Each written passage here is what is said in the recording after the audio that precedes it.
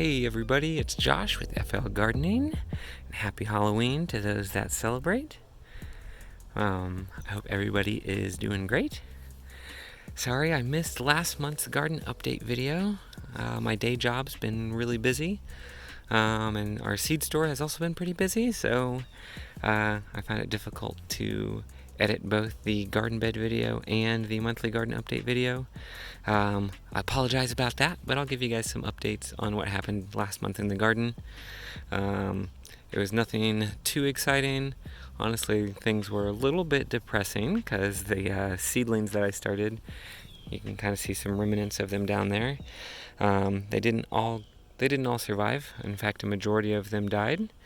I have a few reasons why. You can see I installed this little shade cloth. That being one of the reasons, I believe. But anyways, there were a couple ones that did survive. Some of the tomato seedlings. This is one. This is a mystery one, actually. This is where the wild Galapagos tomato seedlings were.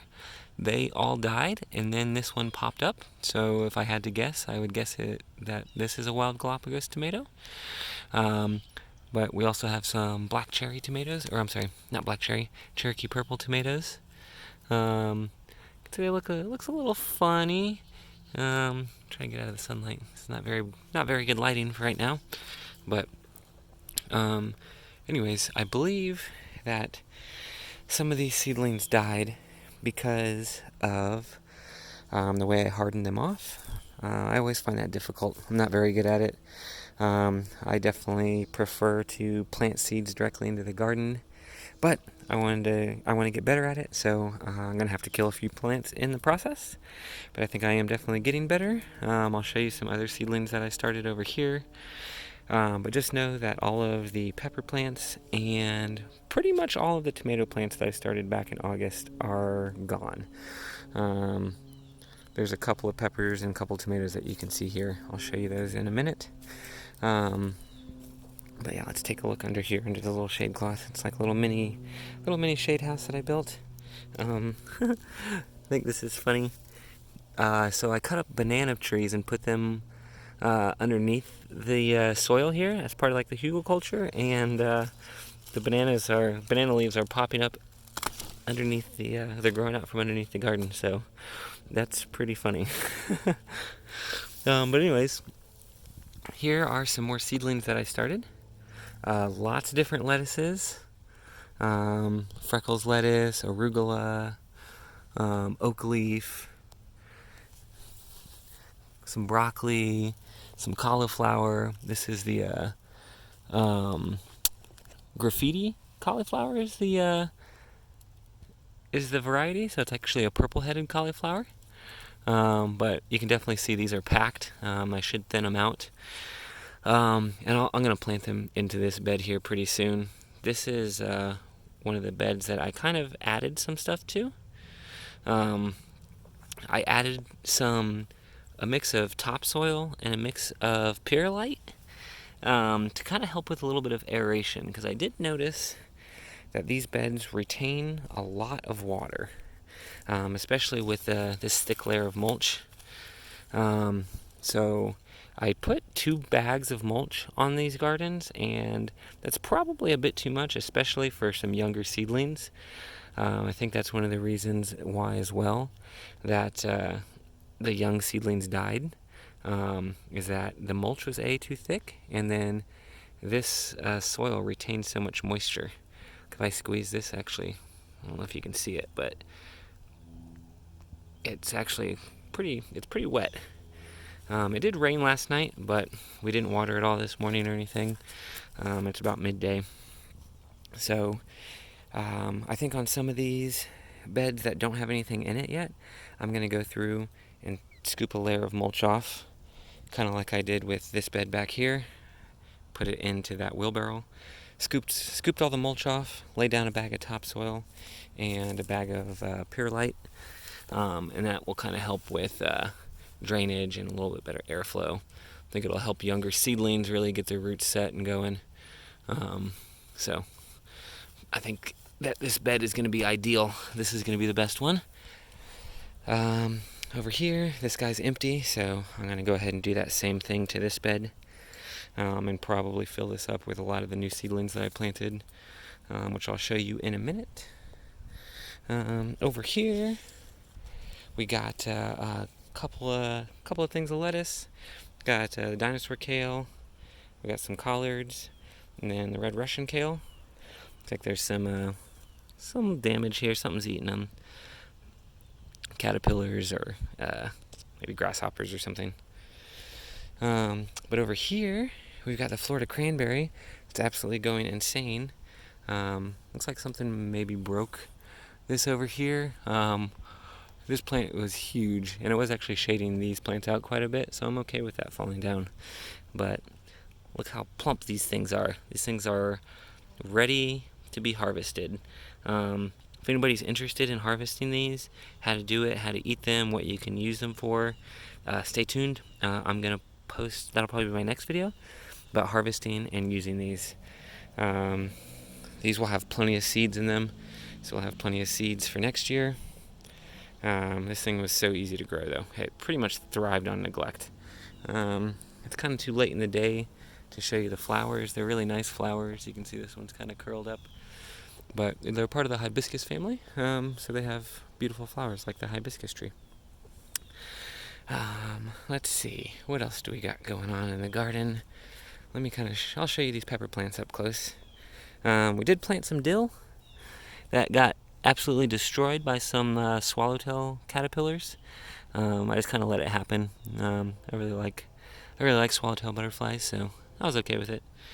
But over here we've got the scorpion pepper. We were really fighting some aphids on there. I don't know if you can see it at all. We're just we were battling them with regular sprays of neem oil. You can kind of see some on there. Probably have to spray them again here. The Hawaiian pepper is doing all right. Looks like that pepper got attacked by something, but same thing with this guy. Yeah, you can see there's definitely some aphids on there. There's ants crawling around. Actually, I don't know if you guys can see it because of the sun. But yeah, the pepper plants have definitely been getting attacked by aphids. Got a couple nice looking peppers on here. The Cheroroxa pepper. It's been doing great. Same thing over here. Got a couple little peppers popping off. That guy right there. Those are pretty spicy, supposed to be 10 times hotter than a jalapeno. So yeah, all of those peppers are doing great. Let me show you the ghost pepper over here. This guy's doing really well. I've been trying to pay attention to fertilizing regularly. You can see it's got a nice pepper right there. And there's a bunch of little flowers all over the place. So this thing's going to be full of peppers pretty soon. You can see some of the older growth was kind of yellow with like green veins. I actually got an email about this same issue. I think it looks pretty similar. If I had to guess, it's definitely a nutrient deficiency. So after fertilizing, you can see all of the newer growth looks like a deep green. Doesn't have that pale yellow look to it. So I think that helped it out. Fixed it right up. Banana tree's doing good over there. Over here we got our fig tree. It's got some figs on it. Nice. I should probably move this pretty soon into a spot that gets much more sun. It gets a lot of shade right here. Chapatacoba. Still doing its thing. I don't see any fruit on the stem or anything, but all the new growth looks pretty good. Here's another Florida cranberry that we've been kind of trimming as it grows tall because it blocks this window. But you can still see that it's got some fruit on it. Not as much as the other one, but still something to harvest. So let me take you over here. We got some more seeds going. Again, it's a lot of the same stuff. A lot of lettuces, some herbs and things in here. I probably planted these about a week ago. I made the seed starter mix. I may have added just a tiny bit too much Purelite, but let's see, we got some sprouts going in there.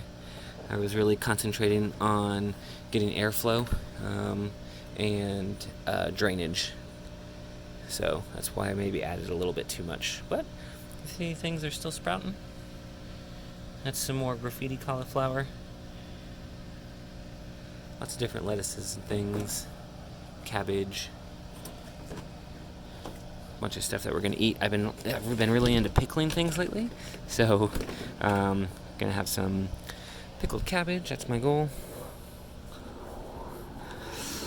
But yeah, that's what I got going on in the garden right now. Some pretty exciting things, also some pretty sad things. Learning a lot. Definitely, if I had to redo the garden beds and fill them up, I would add something that's going to help with drainage a little bit more and not lay as thick of a layer of mulch on there. But I really like the shade house here. You can see the shoddy craftsmanship. The piece of wood broke off from the screw, but you can see it doesn't look like I really even needed those braces anyways. It's not really bowing out too much. But they're holding up. Yeah, hopefully we'll have some really spicy peppers soon. We're going to have a lot of lettuces soon. It's my favorite time to garden. I love to grow lettuce because we eat the heck out of it at home. And it is also spooky season, so I hope everybody is having a very happy Halloween. You're staying safe, COVID-free. And I really hope these garden updates are helping you guys out. If there's something more that you want to see, please put it in the comments. I really want to grow this channel to help people grow stuff in Florida because it's such a unique climate compared to everywhere else. But cool. I hope you guys have a great day, and thanks for watching.